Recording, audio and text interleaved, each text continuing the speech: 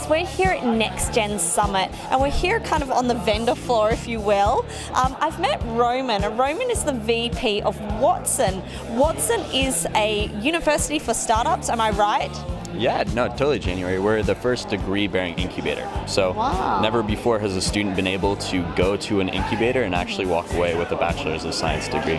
Wow, times have changed, guys. So you actually get a bachelor's degree from you guys in what exactly? Like, what are your different disciplines? Yeah, so right now we're offering a Bachelor's of Science in Entrepreneurship in just 2 years. And so for us, we really boiled down what a college education should be. We looked at the non-essentials that are oftentimes embedded in the current system and figured out a way in which we could structure a program that actually provides meaningful value to students who see themselves as entrepreneurs and want to create value in the world. It's fantastic. Can you teach entrepreneurship? That is the question. Obviously you can. You have a formula. Tell me, what's your recipe to success for that? Because I feel like it's something you are or you aren't, you know what I mean? But certainly there's traits you can learn. So tell me, how are you formulating that in your curriculum? Yeah, so a lot of our students kind of self-identify as entrepreneurs before they even come. So it's a very rigorous process. We bring in 25 of the most promising young entrepreneurs from all around the world to bring to our incubator. Also, it's very selective. Yeah, more selective than traditional Ivy League universities. It's pretty crazy to see that it's gotten to that for sure in just a couple of years. Absolutely. Well, there's demand for it. I mean, the whole university system is really shifting. We know that, and education is changing. If you get involved with Watson, like how long have you been working for them, and what was your trajectory into the? Are you an entrepreneur yourself? So I dropped out of school after my sophomore year of college, and the reason for that was because I'd started a business myself, and the business didn't end up working out, but I knew there was promise there. I knew I was learning way more from running a business than I was sitting in the classroom. So as a result, kind of a circuitous path, I ended up thinking about the future of higher ed and realizing that these 4 years can be retrofitted to add way more value to students kind of like me, who are entrepreneurial, who have this bias towards action, who care about social issues and really want to devote themselves to them. And I met Eric Glustrom, who was conceptualizing this new university model, and we teamed up. And I've been there since 2013, and I was actually part of the inaugural class, so I was there for a semester, and then Eric hired me on board. Very cool, very cool. Well, look, it's a wonderful concept. I'm glad that I can showcase it on parlayme.com. I'll put a link to your website. And when are your enrollments? Has it started for the year, or when can people sign up or apply? Yeah, so September 15th is when our applications open for the spring semester, and so we basically have applications every semester. So September 15th they open for the spring, and then April 15th they open for the fall. So fantastic. Well, it's the University of the Future. It's now, so go check it out, guys. Sign up, get involved, submit. You might meet this fella one day, you never know. But it's such a pleasure to meet you. Enjoy the conference. Thank you so much. Thank you so much. You too. Take Cheers. care. Packed my bags last night, pre-flight. Hi guys, we're here at the Next Gen Summit, and I just interviewed Roman from Watson, and I've come across Rislat. Rislat is known as a scholar. He went through the whole Watson, I won't say process, but experience, and you've come out a better man. Tell me, how was working, well, rather being a student at Watson, and you are now a scholar? Tell me what that experience was like and how you got involved. Watson was a really incredible experience. I was in the first class of Watson, and we had around 17 scholars with me, and it was a really tightly knit community, which was incredible in the friendships that we created, and also how we supported each other to pursue the various kinds of social change work that we were each interested in. So just 17 of you, that's really close knit. So tell me, when was that? Was that 2013? Yeah, that was in the fall of 2013. Okay, yeah. fantastic. And how did you apply? Like, how did you find out about Watson? What was it like applying? What was that process like? Yeah, for me, I was one of the older scholars. I had Don't just, look old. I had just graduated like from college, and Okay. some people were still in college. Okay. So I was, right after college, I was looking for what I was really interested in doing. Yes. And I came across Watson through actually Eric, who's the founder, is an alum of the same college that I went to, Amherst College. okay. So I found out through him, and it felt like a really great space to provide me with the opportunity to really kind of pursue, whatever I was, wanted to pursue, and have a space to really bring that to fruition. Yeah. Yeah, so this is interesting. You came out of like the traditional education system and then saw that this was really for you, right? So what's Well, right now I'm working as a campaigner, and I do like social and political campaigns around the world. wow. But Watson really gave me a space to really like introspect and figure out like what I'm truly about, and I think that process has helped a lot. Like even Yes. when I look back 3 years later, Yes. that process has really helped with my personal growth and really kind of like bringing my full dreams and passions into the world. Fantastic. Well, look, proof is in the pudding, guys. Are you based here in New York? When you say you're a global campaigner, are you in a different city every other week? What does that involve? I live in Bangladesh, wow. and I do travel for my work. So Yes. I'm just visiting New York. I was in Paris for the Global Climate March and the Paris Climate Conference, and Very cool. yeah, so I get to travel a bit for my work. Well, most importantly, you would recommend Watson, so that's great. They're doing extraordinary stuff. So it's great to hear about your trajectory and what you're doing and following your passion. Sounds like what it's all about. Such a pleasure to meet you. Enjoy the conference and your global campaigning. Thank you. Hi guys, as you know, we're here at the Next Gen Summit and we're actually in kind of the vendor area, if you will, and I've met Zach Slayback. Am I pronouncing that right? Because it's so tongue twister. Yeah, it's Zach Slayback. Okay, It cool. rhymes, it's nice. No, it does. No, it's very catchy. So tell me, so you are one of the you were on the founding team for a company called Praxis. Yep. Praxis. So tell me, what is Praxis? So Praxis is a 9-month program where we take young people and we give them apprenticeships at high growth companies. They work there for 6 months, 3 months with us first, so a total of 9 months. They're doing sales, business development, marketing, everything like that. And when they're done with the 6 months at the company, they get a job at that company. Oh, okay. So it's almost like not an internship, but kind of like with a guaranteed job placement, right? Yeah, we're reinventing the apprenticeship. I love that. Apprenticeship, that's not a word you hear so often, so I'm glad you guys are bringing it back, apprenticeship. Because internship, it feels like it has negative connotations sometimes. People think of an internship and they think, oh, I'm going to be getting coffee, I'm going to be making copies for someone, and we specifically focus on partnering with companies that will not make people do that. Right. These are smaller companies, fewer than 50 people, they're growing very quickly. They can't afford to have somebody going around getting coffee, making copies. No, it's like you're actually growing the company. So that is sometimes the best companies you can be at because you can be a founding person or whatever. The enterprises, that's where you get shut off to You put into a cubicle. Yeah, the mail room. Absolutely. Well, I hope they don't still use a mail room. Yeah, I know. Yeah, does anyone mail anything anymore? I hope not. So tell me, how did you get involved in Praxis? You're on the founding team. How did that come about? So I was actually a sophomore in college at the University of Pennsylvania, and I was just really antsy. I wanted to go out there and do something, not just sit in a classroom. Yeah. So I approached our CEO, who I'd known for a couple years, and I told him, let me just work for you for free. I'm going crazy just sitting in a classroom. And I did that for a couple months, and it was just him and I and then our education director.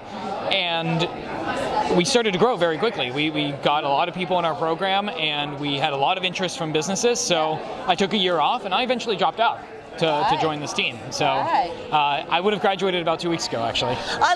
It's kind of funny because it's like everyone's like that I've interviewed today. It's like, yeah, I dropped out of college. Like it's like almost like it's the good thing to do these days. Or it just shows that you're not really part of that system, and the system is changing. And there's companies like Praxis and Watson that I interviewed earlier that are really changing the game. And I feel sorry for the traditional universities. They've got to really change their game to keep up the likes of you. So what is kind of the onboarding process? So say I'm sitting at home and I'm watching this video, how do I get involved? Is there a selection process? How does it work? So we have an application available on our website at discoverpraxis.com. Right. And The application the process takes about 30 to 60 days. Right. It's absolutely free. We're not going to like charge people just to apply. Right. And we end up accepting about 10 to 15% of everyone who applies. Oh, wow. So they have to go through, they have to submit to us a video answer to a question. like that, yeah. They have to interview with some of our team members. They have to prove to us that they're somebody who, if we put our company brand on and we put them in front of another company, the other company isn't going to be like, oh, what is this? But the company will come back to us and say, wow, the people that Praxis sends me, they're amazing. And we've had that happen several times now. Yeah, So- that's fantastic. So are you based here in North America? Are you global? We're based in North America. We do have a participant in Australia, actually. Big shout out to you down under. Yeah, we have a participant who's working in Brisbane. So, Very cool. Yeah. Won't hold that against him or her, but that's fine. No, I'm from Sydney. No, it's fine. Yeah. Very cool. Yeah, So you are expanding. That's good. Yeah. Yeah. So I love the name Praxis. I have to ask, what does it stand for? So Praxis actually means the application of theory through practice in the real world. Okay, very cool. My company's called Parlay Me. And we all know what that is, a kind of a gambling term, if you will, but it's to parlay something for a greater outcome. To that note, I have two last questions for you. Okay, so who is an entrepreneur that you either really inspires you or just fascinates you? I know there's a lot, but yeah, just one. That's a really good question. And there's a few here today, but they're all under 30. You know, which is fine. a lot of our business partners are people who aren't very well known, and if I mention them, no one would know who I'm talking about. That's okay. You can give. People have named their business partners, their girlfriends. No, just joking. Well, actually, one of our business partners, his name's Levi Morehouse, and he runs a company that looks like a bookkeeping company, an accounting company, but it's actually a software company.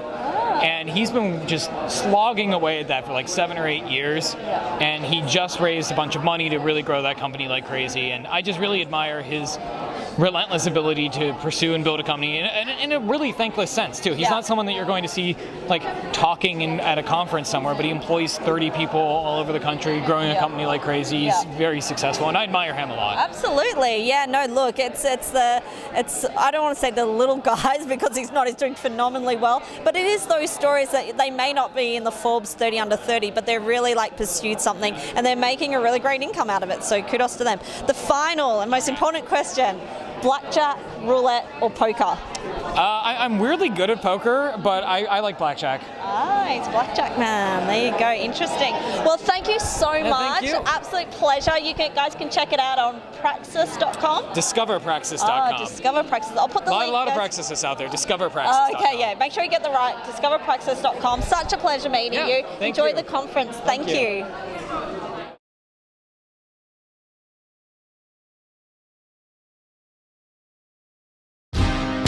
One of the best entrepreneurs. You heard it here. And can you smile for him? Look at that. And one of the best. This guy. NYU. Look at that, right? Hospitalities, I love it. Well, it's true. It's true. He's got a great smile, and I'm about to find all about his business. I'm here with Doug Messer. Doug is the founder of a company called University Beyond. Pleasure to meet you. Put it there. Thanks so much for having me. So absolutely. So tell me, are you enjoying the conference so far, Next Gen? Loving it so far. Had a great time meeting everyone last night at the Flatiron event, and looking forward to the rest of the day of panels. And there's bowling tonight, I hear, which is going to be interesting. Oh yeah, brought out my bowling ball in a while. I'll have to change my shoes for that. So tell me, Doug, I'm really intrigued. You are the man of the moment. You have many write-ups. You're Mr. Entrepreneur. Tell me a little bit about University Beyond. It's a brand ambassador program, if I'm correct, for university students, right? Absolutely. So we work with startups all the way to Fortune 100 brands like Amazon, Starbucks, Mountain Dew, DirecTV, to actually provide them the platform to recruit and manage their on-campus college brand ambassadors. Fantastic. So they can post a job opportunity to students nationwide, where they apply with a profile like on LinkedIn, and then they can actually assign them their tasks, payments, communication, all that good stuff. That's awesome. Now, was this your brainchild? How did this come about? Yes, it was. I actually had started my first company when I was about 16 years old. Yes, I do know. It was a watch company, right? Exactly. I was manufacturing and selling interchangeable silicone watches. I love those, actually. I've got one. I'm not wearing it today, but I do have one at home. Yeah, brought my Fitbit today. Yeah. Got to track the steps. Fitbit. And I was basically trying to create my own campus ambassador program when I had got to school. I was an entrepreneurship major at Syracuse, and at the time the brand was doing pretty well. We were in ShopRite and Urban Outfitters. And basically realized how difficult it was to actually find students on campuses, as well as manage 30 kids with all different schedules and times and Greek life and sororities and so much distraction. Yeah, I can imagine you need a good ecosystem there to work all that out. So tell me, I'm very curious, you were in the class for EdTech? Yes, we are part of the Dream It EdTech program. Yeah, so tell me, this is a very exclusive club, if you will, for lack of a better term. Tell me, how did you get involved in that? What was the process like? What was the experience like? Absolutely. So the experience so far has been absolutely fantastic. We're backed currently by Dream It, which is backed also by Penn State. Oh, great. So Penn State is now an investor in us, which has really brought up a lot of our credibility. And the entire Dream It network has really been spectacular. Yeah, absolutely. So I'm very curious, are there any particular universities, and I know they're probably all your babies, but are there any that have done extraordinarily well in the brand ambassador program that you can call out? You're like, oh my God, this university, the people there just love it. Absolutely. Got to shout out my home school, Syracuse. Indiana University, Penn State has been honestly a wonderful partner. They have really opened up their entire university network for us, from creating introductions and relationships to key staff members at career services. So they've been a fantastic partner, as well as the Baylor Entrepreneurship Program, NYU, Mina, as you just saw him hop in. He's great. I'm going to be interviewing him as well. So I'm very curious. So how do people get involved? So they're watching this now. Like, do they go to universitybeyond.com? Do they sign up? How do they? Yes, we would love to have you involved. Come to universitybeyond.com, where you'll sign up, make a profile with your on-campus work experience, your involvement on campus, industry interests, things like that, and then actually browse and apply all of the different programs that we have. Fantastic. So what makes a great brand ambassador, would you say? What are like 2 key attributes you look for or you think make it really work? It really depends on which program it's going for. And the brand. And the brand, but it's usually kind of key that they have an outgoing social personality, which is not essential, but it's pretty important for a lot of the programs. But then there are programs where we're doing product feedback, where they have to have a really good idea of technology and are open to providing feedback to some of their favorite brands. Fantastic. So you can kind of be more extrovert, or you can actually review products and provide feedback. So it's a little bit for everyone. Exactly. We didn't want to cut it off to one single market. Our goal is to provide work experience to as many students as possible. Fantastic. We have an on-site rating metric where they're actually reviewed after they complete a program. So a bit like Uber, right? Exactly. Like the review process. Uber up. Yeah, you have to be good. We know. Well, okay, I have 2 final questions for you, both equally important. No, not really. Who is an entrepreneur that you really look up to and respect in the industry, any industry? I got to give it to Richard Branson. I come from a background with some learning disabilities and struggled throughout my high school career, and Richard Branson definitely pushed me forward on the dyslexia, ADHD. It's not a disability, it's, in my opinion, an advantage. Absolutely. As well as Peter Shankman, also kind of big advocate of the ADHD superheroes. Absolutely. Sometimes you have to be a little ADHD to kind of get through this entrepreneur life, so I get it. Exactly. No, for sure. And then my final question is, are you a roulette man, a blackjack, or a poker? Ooh, what a great question. I gotta say I'm a poker guy. Oh, he's a poker guy. He's strategic. Keep my hands close, nice and strategic. It's all in the eyes. Poker face. No, I Keep love straight. it. Yeah. Well, look, absolute honor to meet you. Go check it out, universitybeyond.com. Yes. Check it out, guys. Sign up, get involved, enjoy the conferences. You probably can recruit some people here even. Yeah, we got plenty of kids here. Right, exactly. Such an honor. Thank you so much, Doug. Thank you.